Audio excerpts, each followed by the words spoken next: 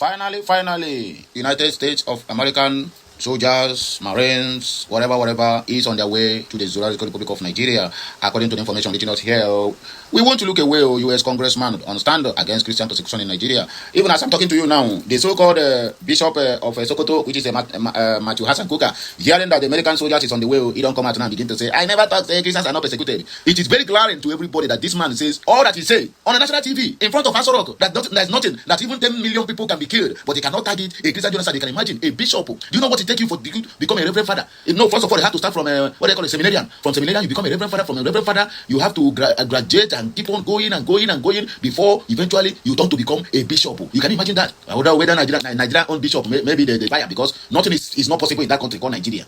This man came out and said that 10 million people, that 10 million Christians can be killed in Nigeria, but he can never define it as a Christian genocide. Then what does that mean? Hearing that these people now arrive at night, he don't come and change it. You know all these people, God have mercy. God have mercy. When we talk, say we don't believe in Christianity now, people will come and now. In fact, anything that calls religion, my brother, they should get out. Liars! I'm waiting for everywhere. Anyway, according to the information here, they are on their way, and we're expecting them to arrive soon, because we can't wait any longer, according to Reverend Dachimo. I didn't say Christians are not persecuted in Nigeria, Bishop Hassan Kuka, Christianity and the etc. Here I'm Abi. Burkina Faso refuses to release Nigerian Air Force C-130 plane and 11 soldiers. If not for Biafra land now, look at Burkina Faso, 25 million people. But if not for Biafra land now, they will get sent. If you delay, you will not hear my voice again. Reverend Dachimo sends warning to Donald J. Trump. Okay, my people, I beg you, TGIF thank God together Friday. Now this year, here we take start our news. And as such, remember the Gogo. If you get it, just make sure that your own fellow brother, sister, colleague, that's your office, your fellow student, say they listen to this message, because all the very, very important part. Well, let us start this news from. We want to look away. U.S. Congress on stand said we are coming. In fact, wait for us anytime soon. We want to look away. U.S. Congress stand against Christian persecution or genocide in Nigeria.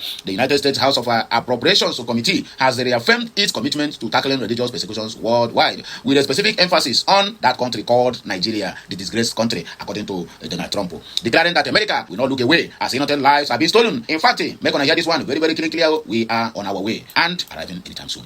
The committee stated this in a message posted on its official X handle on Thursday, stressing that religious freedom remains a key priority in its national security and related programs, which is NSRP bill.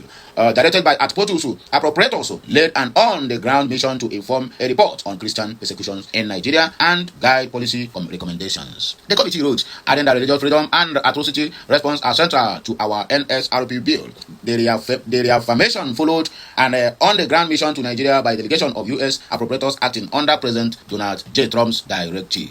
The visit formed part of effort to assess the state of religious violence and shape future congressional action. Nigeria's National Security Advisor, Nuhu Ribadu, confirmed on Sunday that he hosted the U.S. delegation during what he described as ongoing security consultations between both countries. According to Ribadu, the discussion built on earlier meetings in Washington and focused on counter-terrorism cooperation, regional stability, and strengthening an already strategic security partnership. Rep. Really Moore, a member of the visiting delegation, described the trip as a very productive visit to Nigeria in a post on X. While in the country, Moore also held meetings with TV and Catholic leaders in Benue State, one of the regions most affected by the current violence. The congressional visit comes amid escalating diplomatic tensions following the Trump administration's recent resignation of Nigeria as a country of particular concern over alleged religious freedom violations, a move that revived debate over possible consequences, including military interventions. The Fulani government has repeatedly rejected the allegations, maintaining that insecurity affects Nigerians across all faiths. On November 20, Ribadu met with the U.S. Secretary of War, Pete Hegseth, at the Pentagon to discuss coordinated strategies to address Nigeria's security crisis. That same day, the U.S. House Subcommittee on Africa held a public hearing on the implications of the redesignation. I didn't say Christians are not being persecuted. The lion mentioned that called himself a bishop of Sokoto Diocese.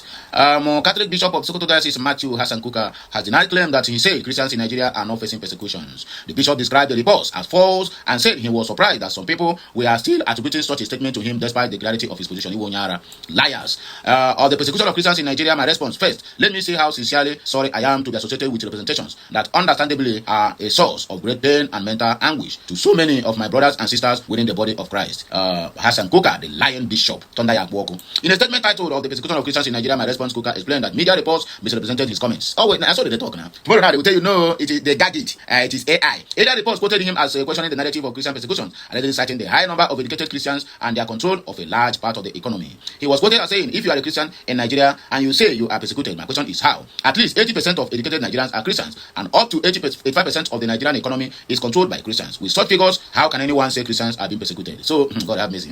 Look at what... God have mercy.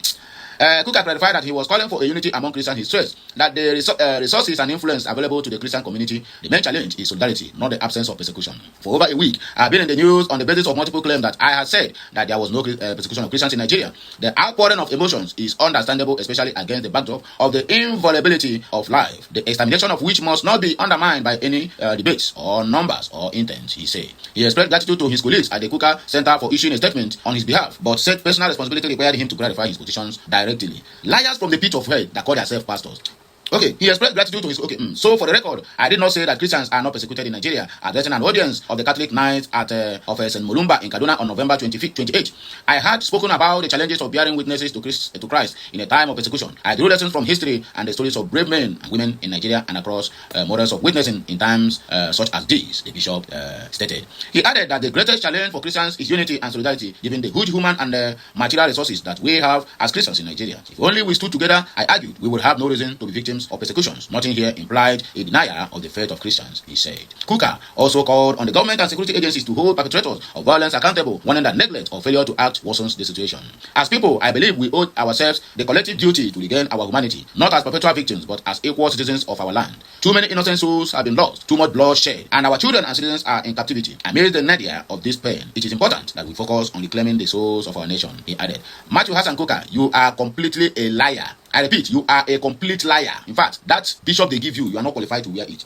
Burkina Faso refuses to release Nigerian Air Force, C-130 plane and 11 soldiers. Federal government went in and Burkina Faso refuses to release seized Nigerian Air Force, C-130 plane, 11 soldiers. The Ministry of Foreign Affairs has stepped in to sort out diplomatic issues around the Nigerian Air Force, C-130 aircraft seized by the government of Burkina Faso, or rather government of Ibrahim Traore. Recall that the Confederation of the Sahel States, AES, had a statement signed by Assimi Goïta, the Mali junta leader, alleged that the Nigerian Air Force plane entered the airspace of Burkina Faso without clearance, though Nigerian Air Force said the aircraft made a precautionary landing in Bobo Dioulasso, one of the Burkina Faso cities, due to technical problem. The AES comprises Mali, Burkina Faso, and the Niger Republic, being the three countries which pulled out of the Economic Community of West African States, which is ECOWAS, following the organization's oppositions to the military coups in the three countries.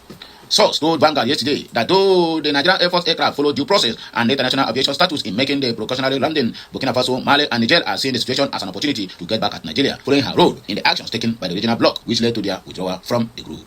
It was gathered that the situation has prompted the high-level diplomatic intervention between Nigeria's Ministry of Foreign Affairs and officials of the government of Burkina Faso. In fact, in conclusion, let us stop this Dogon Twenty, if not my brothers. A report by agency The Informative Burkina has said that the aircraft was carrying 11 Nigerian military personnel, including 2 crew members and 9 passengers, when it made an emergency landing. Officials of the Confederation of the Sahel States said their investigation showed the plane did not have authorization to fly over Burkina Faso. They described the episode as a breach of national sovereignty and expressed strong displeasure over the unauthorized entry. The regional body also announced that it is an anti-aircraft system were on a high alert, warning that any further airspace violations will be met with force. Last but not least, if you delay, you will never hear my voice again, according to Reverend Dachimo.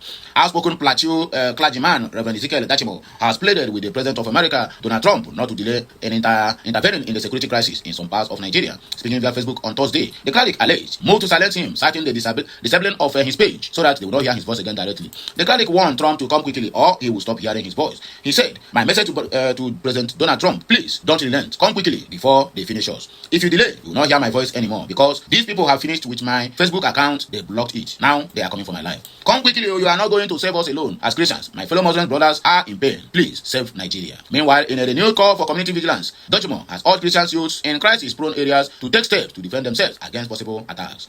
Nigeria News report that Dutchman's message comes as residents continue to recall the December 2023 massacre where over 200 people were killed in a coordinated assault across 17 rural communities in Bokos and Bakinladi local government areas between December 23 and 25 by armed men suspected to be Fulani militias or Fulani terrorists. Dutchman, in a new video, declared that self-defense had become necessary due to what he described as the failure of the government and security agencies to protect vulnerable communities. In conclusion, the cleric further urged residents to combine prayers with practical measures by organizing vigilante structures and ensuring round-the-clock community security. Yes, praying against attacks is good, But beyond that, there should be practical involvement in self-defense, even joining a local civilian watch organization. This is the last word of Reverend Father Ezekiel Dachimo from Plateau State. So my wonderful people, and here we'll take back break. And I can hear my voice again when I come back. Like, share, comment, and make sure you subscribe for more interesting videos. Please follow us on all our social media handles. And as such, my God must surely bless you, prosper you, and meet you at every point of your need.